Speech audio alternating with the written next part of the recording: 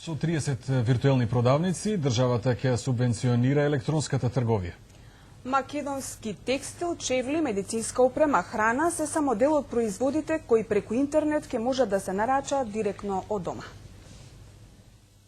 Со 30 на виртуелни продавници државата ќе засилува електронската трговија во земјава. 25 постојни домашни компании, 6 во основање кои понудија најдобри бизнис планови, на сметка на државната каса ќе го развиваат тргувањето преку интернет и од дома и во странство. Со намалени режиски трошоци и директен 24-часовен пристап до клиентите без посредници, се заштедуваат и до 10.000 евра, велат дел од субјектите. Следејќи ги плановите на нашите партнери кои што соработуваме со Европската Унија и отворањето на нивните веб продавници и изголемувањето на нивниот промет за некаде 10 до 20% од првата година, се решивме да пристапиме кон овој чекор. Се надеваме дека профитот на компанијата ќе оди на некој 5 до 10% за првата година. Македонски производи од текстилната и чевларската индустрија, информатички пакети, екосоларни системи, медицинска опрема, здрава храна, вино и низа други артикли ќе бидат дел од понудата на веб страниците кои со електронски каталог за 50 производи ќе бидат дизајнирани на товар на Министерството за информатичко општество.